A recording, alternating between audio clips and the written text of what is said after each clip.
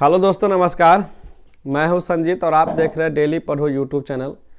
दोस्तों, आज की इस वीडियो में हम बात करेंगे जो क्लास 10th बिहार बोर्ड से इस बार एग्ज़ाम देने वाले हैं 17 फरवरी से जिसका एग्ज़ाम है उसके बारे में बात करेंगे। उन सारी जितने भी विद्यार्थी हैं उन सबको कहेंगे कि आप लोग टेंशन ना लें। सबसे पहले आप तरीका सीखें कि परीक्षा में जब जाते हैं तो क्या तैयारी होनी चाहिए, किस प्रकार से हमको लिखना है, क्या पढ़ना है और क्या नहीं पढ़ना है। इन सारी विषयों पर हम चर्चा करेंगे ताकि आप लोगों को परीक्षा में हेल्प मिल सके, क्योंकि अभी भी आपके पास 1 महीना है। अगर अभी से भी आप अगर अच्छे से तैयारी करते हैं तो आप अच्छा नंबर से पास कर सकते हैं। हम जानते हैं कि आप लोगों का कोरोना गाइडलाइन के लेकर के पढ़ाई नहीं हो पाई है, स्कूल भी सारा बंद था, पढ़ाई नहीं हो पाई है। फिर भी अगर हम चाहें तो अच्छी ढंग से जो है 1 महीना समय जो बचा है इसमें भी घर में बैठ करके अच्छा से पढ़ सकते हैं। तो आज सारी विषयों पर चर्चा करेंगे। इससे पहले हम कहना चाहेंगे कि अगर आप हमारे चैनल पर नए हो तो हमारे चैनल को सब्सक्राइब कर ले, क्योंकि इस चैनल पर हमेशा पढ़ाई से संबंधित ही वीडियो डालते हैं, चाहे वो जीके जीएस के लिए हो या 10th। अभी बिहार बोर्ड 10th का एग्ज़ाम चल रहा है, इसलिए इस पर जो है सिर्फ बिहार बोर्ड 10th से संबंधित ही चीज़ों को हम डालते हैं जो परीक्षा देने वाले विद्यार्थियों के लिए फ़ायदेमंद हो। तो दोस्तों, आज सबसे पहले बात करते हैं कि आपको अभी से 1 महीना तक क्या पढ़ना चाहिए और किस तरीके से पढ़ना चाहिए, उसके रणनीति के बारे में बात करते हैं। तो जो भी 10th एग्ज़ाम देने वाले हैं इस बार मैट्रिक में, उसको हम बता दें कि अभी से आपको सबसे पहले तो ध्यान देना है जो आपका मेन सब्जेक्ट है, जो उसका बुक है एनसीईआरटी का, उस पर आप ध्यान दीजिए। क्वेश्चन आंसर नहीं पढ़े तो कोई दिक्कत नहीं है। सबसे पहले आप छोटे छोटे आंसर को देखिए जो ऑब्जेक्टिव होते हैं। ऑब्जेक्टिव जैसे कि भूगोल हो गया, राजनीतिक शास्त्र हो गया, अर्थशास्त्र हो गया, इतिहास हो गया, आपदा प्रबंधन हो गया, इसके सारे के सारे ऑब्जेक्टिव बुक में जो दिए हुए, जो मेन बुक का ऑब्जेक्टिव है, आप उसमें से याद कीजिए, ना कि गाइड से याद कीजिए या कोई मॉडल पेपर से। मॉडल पेपर गाइड में याद कीजिएगा तो बहुत अथाह क्वेश्चन हो जाएगा जिसको आप याद नहीं कर सकते हैं, मतलब बहुत सारा हो जाएगा। तो कम समय में ज़्यादा कैसे कैसे तैयारी करें, उसके लिए सबसे पहले आप मेन सब्जेक्ट का क्वेश्चन आंसर याद करें। उसमें एक चैप्टर में आपको 10 से 5 या 20 ऑब्जेक्टिव होते हैं, उससे ज़्यादा ऑब्जेक्टिव नहीं होते हैं। कहने का मतलब है कि 30 भी हो सकता है, लेकिन जिस प्रकार से आप मॉडल सेट या गाइड में जब याद करने जाते हैं तो आपको पता होगा कि उसमें 100, 150 इस तरह से क्वेश्चन एक चैप्टर में होते हैं, जो याद करना बहुत डिफ़िकल्ट हो जाता है बच्चों के लिए। जो नहीं पढ़ते हैं, बच्चे जो कभी नहीं पढ़े हैं, उसको जो है वह बहुत हार्ड हो जाता है, उतना कैसे याद रखेगा। तो कम से कम याद कीजिए। पूरे भूगोल का बात करें, अगर पूरे भूगोल का ऑब्जेक्टिव आप याद कीजिएगा किताब में के, तो उसमें बहुत ज़्यादा ऑब्जेक्टिव नहीं, 150 से 150 के अंदर में ही होगा ऑब्जेक्टिव, उससे ज़्यादा नहीं होगा। लेकिन अगर आप गाइड से याद करने जाइएगा ऑब्जेक्टिव तो एक चैप्टर में 150 ऑब्जेक्टिव होगा। समझिए कितना समय लगेगा उसमें। इसलिए मेन सब्जेक्ट का बुक जो है उसका ऑब्जेक्टिव याद कीजिए, पहली बात। दूसरी बात, जब आप ऑब्जेक्टिव याद कर लेते हैं, जैसे कि आप ज्योग्राफी का याद किए, ज्योग्राफी में इतिहास है, भूगोल है, यानी सामाजिक विज्ञान, जितना सोशल साइंस का एग्जाम दीजिएगा उसमें मुख्यतः पाँच किताबें हैं। पांचों किताब का ऑब्जेक्टिव याद कीजिए और वह जो ऑब्जेक्टिव याद किए हैं उसको आप क्वेश्चन बैंक में खुद से जा करके टिक लगाइए। इससे क्या होगा, आपका क्वेश्चन बैंक भी तैयारी हो जाएगा।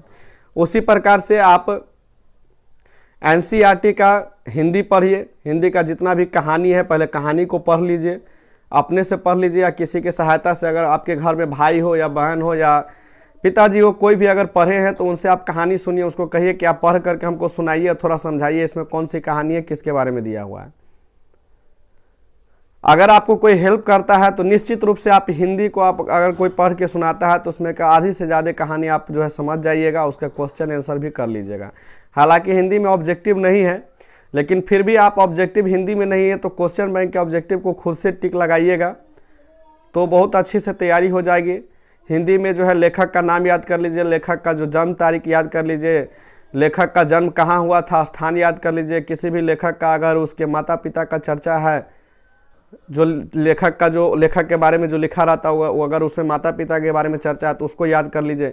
यानी कि लेखक से संबंधित जितना भी क्वेश्चन है उसको बढ़िया से याद कर लीजिए।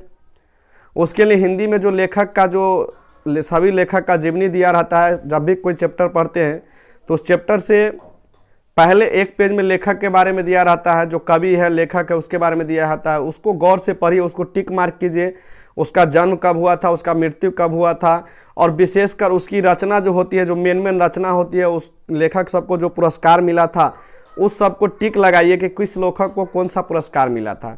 हिंदी में भी आप 50, 60, 70 मार्क्स ले आते अगर इस ढंग से पढ़ते हैं तो। कहानी तैयारी कर लीजिए, कविता पढ़ लीजिए, लेखक के बारे में पढ़ लीजिए, सारी डिटेल्स जो है अगर आप जान जाते हैं तो 70, 80 प्लस मार्क्स हिंदी में कर सकते हैं। कोई बड़ी बात नहीं, हिंदी अपनी मातृभाषा है, सभी लोग पढ़ते हैं, हिंदी जानते भी हैं, पढ़ना भी आसान है।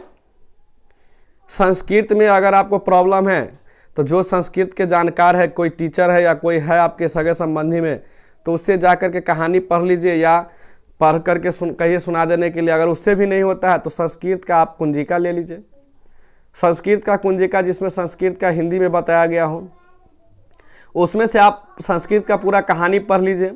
हिंदी में ही पढ़िए, जैसे हिंदी में है उसी तरह से हिंदी में पढ़िए उसको, हिंदी में ही क्वेश्चन आंसर उसका समझिए, क्योंकि आपको जो क्वेश्चन दिया जाएगा बिहार बोर्ड में संस्कृत का वह हिंदी में लिखा रहेगा और उसका ऑप्शन भी हिंदी में रहेगा। तो इसीलिए अगर आप संस्कृत नहीं भी पढ़ते यानी उसका हिंदी वाला पढ़ लेते हैं कुंजिका के माध्यम से, तो आप हिंदी के तरह ही संस्कृत में भी 70-75 मार्क्स आराम से ला सकते हैं, उसमें भी कोई दिक्कत नहीं है। और जो संस्कृत में व्याकरण है वही हिंदी में भी व्याकरण है। अगर हिंदी व्याकरण आपका कंप्लीट रहेगा तो संस्कृत व्याकरण भी कंप्लीट रहेगा। तो ये तो हो गया सिलेबस के बारे में कि किस प्रकार से पढ़ना है, यानी मेन सब्जेक्ट पहले पढ़ना है, उसके बाद क्वेश्चन बैंक में जाकर के आपको जो है पढ़ना है, उसको खुद से टिक लगवाना है। जितना आप पढ़ करके लगा लेते हैं बहुत अच्छा है, जो नहीं लगता है उसके बाद जब पूरा हो जाता है तब आप खुद से उसमें आंसर देख करके टिक लगाइए, उसको याद कीजिए। परीक्षा से पहले ये सब चीज़ कर लेना है, यानी कि कुछ पढ़िए या ना पढ़िए, क्वेश्चन बैंक का टोटल के टोटल क्वेश्चन को तैयारी कर लीजिए। ऑब्जेक्टिव का आपको कोई फेल नहीं कर सकता, ये गारंटी हम देते हैं। जो विद्यार्थी पूरा क्वेश्चन बैंक का अगर क्वेश्चन आंसर तैयारी कर लेगा, ऑब्जेक्टिव सिर्फ कर लेगा तैयारी, वो 100% पास होकर के आएगा। इसके बाद आता है लिखने की बात। तो पेन से बहुत सारे विद्यार्थी क्या करते हैं कि परीक्षा के दिन नया पेन खरीद लेते हैं और नया पेन से लिखने के लिए जाते हैं, उससे अच्छा राइटिंग नहीं बैठ पाता क्योंकि नया पेन फ्री नहीं चलता है। तो लिखने के लिए हम सजेशन देंगे कि आप पुराना पेन का उपयोग कीजिए। जो आपके पास पुराना पेन हो, मतलब कि जो आधा ख़त्म हो लिंक, जैसे रिफिल जो होता है उसका आधा रिफिल ख़त्म हो या थोड़ा सा ख़त्म हो, जिस पेन से आपको 7, 8 पेज 10 पेज आप लिख चुके हैं, वैसे पेनों का उपयोग कीजिए। न कि परीक्षा के दिन पेन खरीदे और चले गए परीक्षा में लिखने। अगर परीक्षा के दिन भी पेन खरीदते हैं तो घर पर खरीद करके उसको सबसे पहले 8-10 पेज आप पहले उस पेन से लिख लीजिए और बाकी जो बच जाता है उससे आप परीक्षा लिखिएगा। बहुत अच्छा राइटिंग बनेगा और लिखने में भी मज़ा आएगा, हाथ भी नहीं दुखेगा, आसानी मतलब बहुत ही कठिनाई नहीं होगा, मतलब आराम हो जाएगा लिखने में। इसलिए नए पेन का उपयोग न करें। अगर नया पेन है तो उसको पहले घर पर यूज कर ले, 10-12 पेज लिखे, उससे फ्री हो जाता है, तब उसको परीक्षा में ले जाएं। इसके बाद हो गया कि आपको 1 महीना की जो तैयारी करनी है वो हम समझा दिए कि आपको अपना बुक का ऑब्जेक्टिव पहले याद करना है, उसी ऑब्जेक्टिव को आपको क्वेश्चन बैंक में टिक मार्क करना है। उसके बाद मैथ है, मैथ में आप रिवीजन कीजिए, 1 महीना है। मैथ का भी ऑब्जेक्टिव देखिए क्वेश्चन बैंक में, जो आसान क्वेश्चन सब होता है। बहुत सारे मैथ में 30+ ऐसे क्वेश्चन है मैथ में जिसका आप आंसर याद करके जवाब दे सकते हैं, और 30 मतलब कि 30 में कुछ ऐसे भी क्वेश्चन है जिसको आप आसानी से बना करके आप मुंह पर भी जोड़ घटाव करके उसका आंसर दे सकते हैं। अगर आपको नहीं मालूम है तो इस वीडियो में तो हम नहीं बता पाएंगे, आप अपने टीचर से जा करके पूछिए, उनको कहिए कि आपको बता दे कि सर ऐसे ऐसे क्वेश्चन बता दीजिए जिसको हम आसानी से बिना सवाल बनाए हुए भी हम उसका आंसर दे सकें। उदाहरण के लिए 1-2 हम बता देते हैं, जैसे कि माध्य माध्यक बहुलक का क्वेश्चन कुछ होते हैं जो बिना वर्ग वाला होता है, कुछ संख्या आपको लिख देगा जैसे कि 2, 3, 4, 5, 6, 7, 8, 9, 10 इस तरह से, और उसका माध्य पूछ लेगा, माध्यक संख्या कौन है, बहुलक संख्या कौन है। इस तरह के क्वेश्चन सब होते हैं, ऑब्जेक्टिव होते हैं। कुछ और भी क्वेश्चन है जैसे द्विघात समीकरण है, कहेगा कि उसका x का मान आपको बताने के लिए बोलेगा, उसका वास्तविक है अवास्तविक है, समान कब होगा, मूल समान कब होगा, ये सब चीज़ पूछे। क्वेश्चन बहुत ईजी होता है जिसको आप टीचर से समझ सकते हैं आसानी से, तो अपने टीचर से पूछ लीजिए और उससे बताने के लिए कहिए कि जो इजी क्वेश्चन है सर उसको हमको बताइए और जो हार्ड क्वेश्चन उसको छोड़ दीजिए। मैथ में 2-4 क्वेश्चन है जिसको समझ लेना बहुत ज़रूरी है, जैसे कि एक ग्राफ का क्वेश्चन 5 नंबर में पूछता ही है, सिलेबस का है, वो हर साल पूछता है। एक द्विघात समीकरण को हल करने का सीख लीजिए। एक माध्य माध्यक बहुलक में से एक सवाल आपको पूछता है तो वो सीख लीजिए। एक जो है प्रायिकता का 5 नंबर का सवाल जो पूछता है वो भी सीख लीजिए। एक प्रायिकता का सवाल कैसे बनाया जाता है, एकदम ईजी है, आसानी से सीख सकते हैं। माध्य माध्यक बहुलक भी ईजी, आसानी से सीख सकते हैं। द्विघात समीकरण को हल करना भी आप आसानी से 1-2 सवाल बनाएंगे तो सीख लेंगे, और ग्राफ भी आप 2-3 सवाल बनाते तो सीख लेते। तो इस तरह से 5 नंबर का भी आप 20-30 नंबर का क्वेश्चन घर बैठे अगर अभी से चाहे तो आराम से सीख सकते, कोई दिक्कत नहीं होगी। तो दोस्तों वीडियो थोड़ा लंबी हो सकती है, लंबी हो भी गई है। आज अगर आप लोग कमेंट कीजिएगा तो इस तरह का और भी मोटिवेशनल वीडियो आपके लिए लेकर के आएंगे, ताकि आपका मैट्रिक का जो एग्ज़ाम है आसानी से निकल सके और हमसे आपको कुछ हेल्प मिल सके। तो चलिए आज के लिए इतना ही, और फिर मिलेंगे अगले वीडियो में एक नई जानकारी, नए विचार के साथ। आप लोग कमेंट जरूर कीजिएगा वीडियो आप लोगों को कैसा लगा। जय हिंद, जय भारत दोस्तों।